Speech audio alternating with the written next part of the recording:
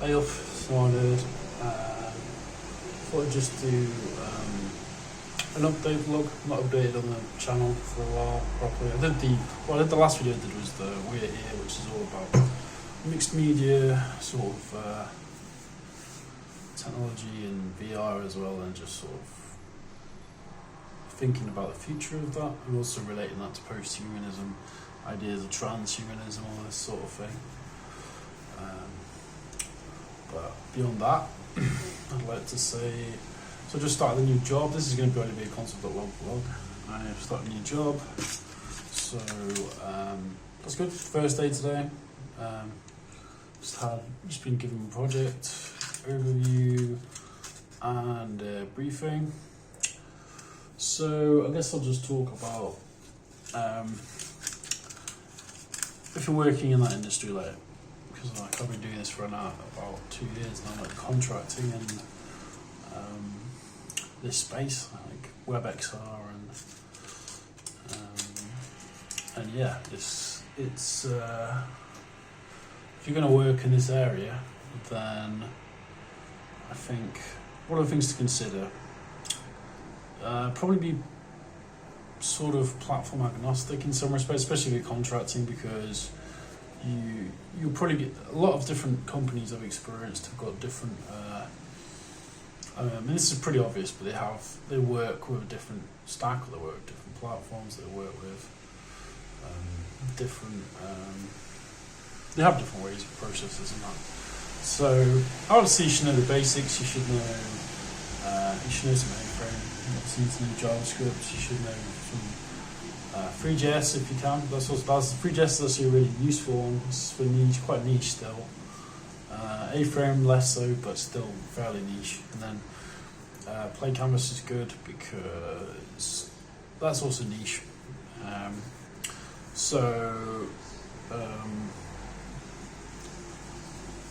In terms of if you actually want to get into this area of work, which is going to become more lucrative basically this year and the next, because of Facebook are really starting to, or Meta I should say, really starting to push the whole. They've got a new mixed reality headset coming out, I think later this year, so it's going to become quite big. So I guess they're going to have their own development kits for that and that, but getting a head start by learning some of the fundamentals will be useful. And it's probably going to be something like. What else are you developing with? JavaScript or Typescript or somewhere where TypeScript is JavaScript anyway, basically it's just JavaScript with types. I've done some TypeScript. It's not really a huge mental leap to make. It's a bit frustrating at first, to be honest, because you have to do loads of setup. But I think a lot more companies are going that way with using TypeScript. Yeah, it's definitely something to learn for this year. Even myself, I've been reading some documentation about the best ways of doing TypeScript and setting up and everything, but as with anything, it's like a case of refer to documentation and yeah, just do that basically. Pretty obvious, isn't it? What else? So, I guess I was going to do a general update. Like, I don't think it's a problem if I share this information. Basically, I'm not going to share details about the actual project I'm working on, but I'm going to have my first little taste of working with 8.4 and Playcanvas. So that's going to be interesting because I've done those two things separately, but never worked on a Playcanvas project with an 8.4. 8.4, if you're not aware, is probably the best for tracking. Definitely, the consensus opinion generally seems to be that it's the best for tracking. It is also more expensive though because of that. So there is that to factor in. There are other platforms available, but yeah, basically, I guess there's like some sort of general advice on where the industry's at the minute. I'll probably leave it at that. I want to keep it short, sweet, snappy, and yeah, I'm looking forward to working again and working on some projects and and see where I can take it myself for my personal career and everything now, I guess. It's quite cool. I mean, one of the good things actually about working in the mixed media space is that if you're a creative designer, if you like doing creative projects, then you've just always got something to work on. There are certain technical challenges that come with that. So one of the most, beyond the, I mean, as long as you're good at 3D spatial thinking, then you can be okay, and logic as well, of course. But the actual one of the things that you really have to factor in with project estimations is obviously testing, cross-browser testing. I'm trying to learn actually more about test-driven development. I need to think of how. I mean, I'm sort of somewhat aware of how you do that in like a conventional React project or something, or whatever you'll be working on this in this time for JS apps. But for WebXR, it's something I'm not really that familiar with, so probably going to look into that a bit. I mean, obviously, as with any project you take on there, I think the first thing you've got to do whenever you start it is get the basics of running. With WebXR, obviously, a very important thing is getting used to assets and optimization of assets. And I'll just give you a few quick tips for some web apps or software you can use for previewing 3D assets, because obviously that's going to be a lot of the time you're going to be previewing 3D assets. That's a big thing to do, big deal sometimes. So I just use the Three.js editor one. It's just a cloud-based tool. It's really useful. Also, there is Blender, but that's more advanced. Obviously, you can download it for free. It's an open source 3D tool, and you can get something like that you pay for, like Maya or 3ds Studio Max. But you're going to need more specific specialist 3D knowledge for that. So if you're coming into it from that background, that would be okay actually. But for myself, I can build a really so basic 3D models, but I'm not a 3D modeler. It's too much. It's a real specialist skill actually. You have to appreciate the 3D modelers. It's a very specialist skill, like with programming. It's a craft, And it takes a lot of effort, and it takes a lot of will and determination to get really good at it. So I've got huge respect for the 3D modelers out there. Just want to shout out to the 3D modelers. I mean, I'm a painter and artist myself, so I get it. It's a work of passion. 3D modelers actually really look in the sense that they can. It's almost like doing 3D modeling these days is like being a painter, but getting paid for it a lot. Because spoiler alert, if you paint art like fine art painting, it's very hard to get enough money to live off for that. Dun dun dun. Who would have thought? Who would have thunk? But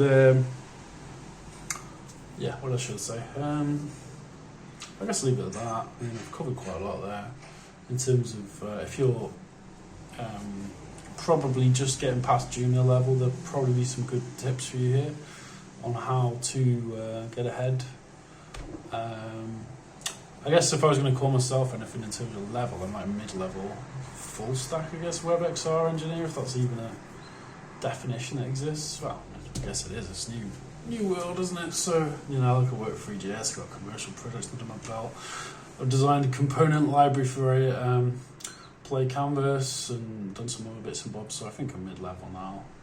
I guess full stack in a sense, but more front end. I mean, it doesn't. These same distinctions don't really exist in this world. Actually, not much. You might still have to be interacting with a back end at some points if you've got, if you're ever pulling something or you're posting some data somewhere and whatnot. But generally speaking, it's much more front end focused discipline. And the only time I've actually done anything with a back end is on the last commercial projects I did, Green Street. .com, which is up. You can see it, greenstreet.com. It's quite cool actually. It's that was quite a while ago that at the end of last year, and it's a virtual street experience for green technology. Three.js 8.4. Pretty proud of it. I mean, Going back to the cross-browser thing, the cross-browser bugs for Safari was a pain. Safari seems to be actually gone to something a little more negative. And this is only from my experience, so I don't know if it applies for everybody, but the only real browser I've had the most headaches with has been Safari. Now, unfortunately, everybody uses Apple. I mean, I still think the majority of users use Chrome on Apple still. I mean, Safari is sort of been deprecated from what I understand.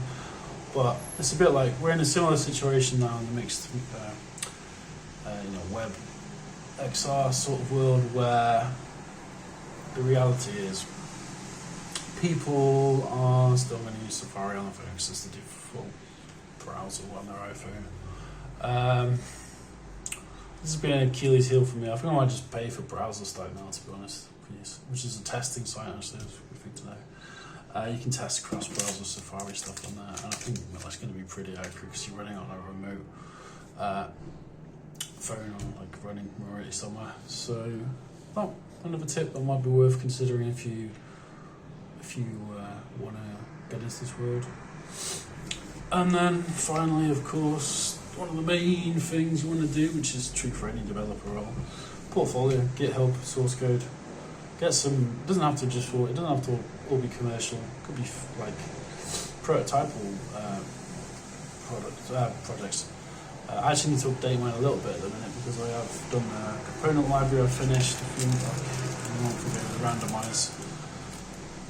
The randomize generator, which basically generates a bunch of random primitives. You can also there's randomized procedurally generated positioning and